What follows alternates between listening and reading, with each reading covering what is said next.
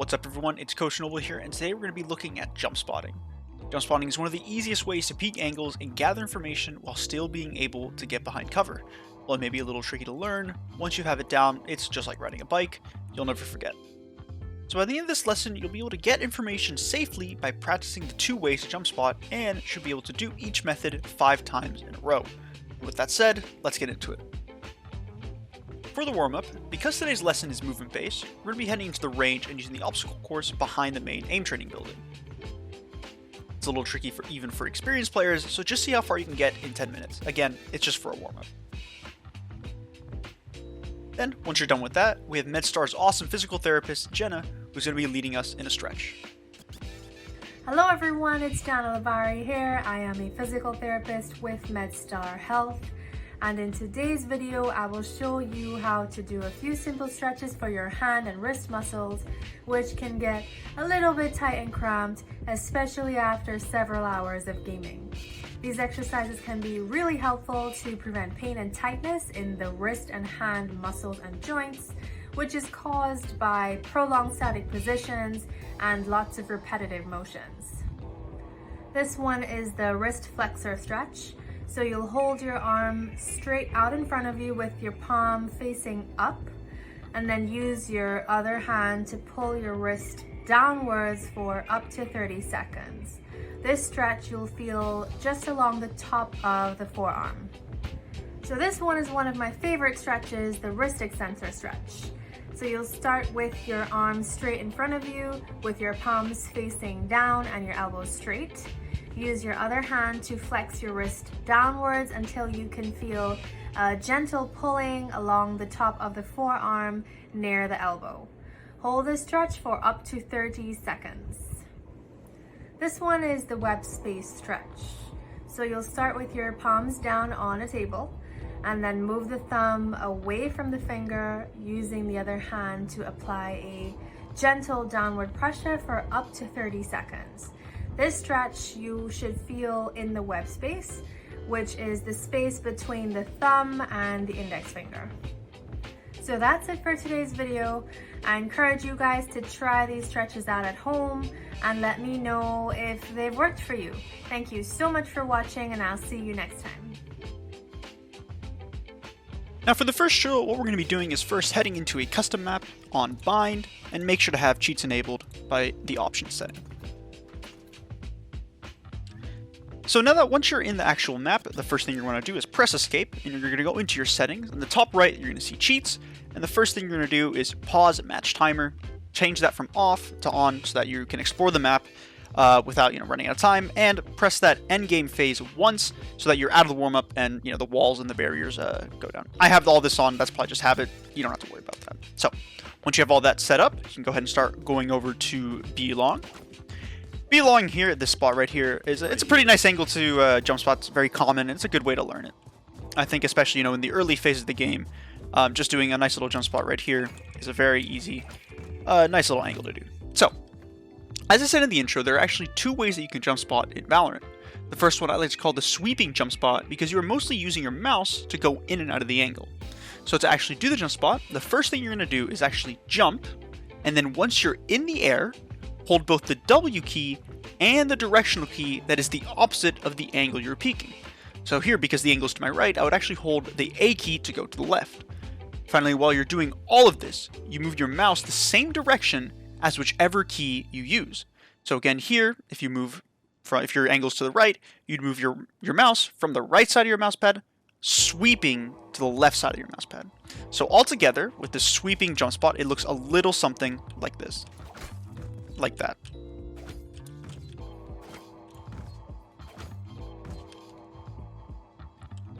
Now, this sort of movement isn't anything too bad to learn. However, the key is to being in the right position to do it. Meaning that if you're just kind of, doing this, that's a problem. You're getting stuck on the wall. You want to have the right position so that you can just barely see the angle and then flying back into safety. And it can be a little bit difficult to actually know you're doing without having another person with you. So a little trick that I like to do is you're going to first open up your cheats menu once again, and you're actually going to swap teams to the other side. So you're now on the attackers. And by the way, if you do have a ghost binding, what this does, if you have a little bind I use K and you press that button, you can then fly around. It just makes things a little faster. So what you're going to first do is, go into Ghost and fly over to the enemy or the attacker side spawn. You're gonna grab the bomb, Got the spike. and you're going to use the bomb as an enemy. And you're going to pop it down in the position right here that you would know that if you jump spotted it properly, you will see this bomb. So what I mean by this, Spike drop. you're going to pop that down right there. Then you're going to swap teams again. So now you're on the defenders and you can see the bomb on your minimap. So now you're going to do the exact same motion and you're going to use the bomb on the minimap as a test to see if you're doing it properly. So right here, let's see if I do it. Jump spot, I can see the bomb on the map. I would then report, hey, there's one person B long, and I'm back into safety all in one motion. So once again, if you just do it again, you just keep practicing it nice and easy. See that bomb, don't start too wide, don't start too close, just enough so that you see the angle there. I didn't do it, there it is, and there you go. And you just keep practicing it as much as you can. So now I would recommend doing this style for 5 times in a row. However, not necessarily just do it 5 times only, try to string it 5 times in a row so that you go in and out of the angle and then back into safety, and all in that you see that bomb on the minimap. So 5 times in a row. Now this next method is a bit similar in style, but a bit trickier to execute and kind of explain. But either way, once again we are going to be starting with that same B long spot right here. And this time, instead of mostly using our mouse to turn, we're actually going to be using our movement keys. This new sharp jump spot, as I like to call it, starts out with jumping while pressing W key and the opposite directional key. However, instead of sweeping all the way back with your mouse, you are actually going to use it a little bit. You're going to actually let go of the W key and at the same time hold the S key. Now in that moment, your momentum goes from forward to then left as you let go and you're still holding onto that A key, to then backwards using that S key to your original position. Meaning you are essentially in a square path in which at the height of your jump, you are peaking the angle. Now at its most basic form, it looks a little bit something like this.